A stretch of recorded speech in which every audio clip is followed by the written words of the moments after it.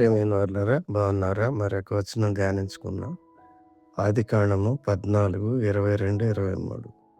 అబ్రాము, నేనే అబ్రామును ధనవంతునిగా చేసేదనని నీవు చెప్పకుండానట్లు ఒక నూలు పోగైనను చెప్పుల వారైనను నీ వాటిలో ఏదైనను తీసుకొననని ఆకాశమునకు భూమికి నీ సృష్టికర్తయును సర్వోన్నతుడును దేవుడినైన యెహోవా ఎదుట నా చెయ్యి ఎత్తి ప్రమాణము చేయుచున్నాను.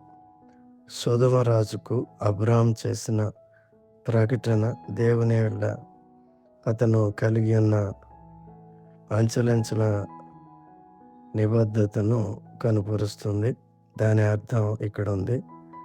గంభీరమైన ప్రమాణం. అబ్రాము సర్వోన్నతుడును ప్రభువునగు దేవుని ఎదుట ప్రమాణం చేశాడు. ఇది లోతైన భక్తిని మరియు ఆరాధనను సూచిస్తుంది. తన చేతిని ఎత్తుట ప్రార్థన మరియు ప్రమాణమునకు గుర్తుగా ఉంది.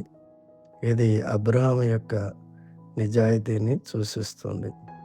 దేవుని ఏర్పాటుకు కట్టుబడి ఉండుట.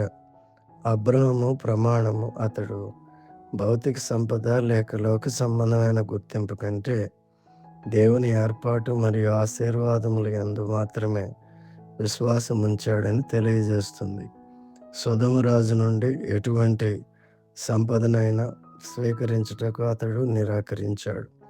దేవుడు తన విజయములను బట్టి మహిమను పొందుతాడనే నిశ్చయతన కలిగి ఉన్నాడు.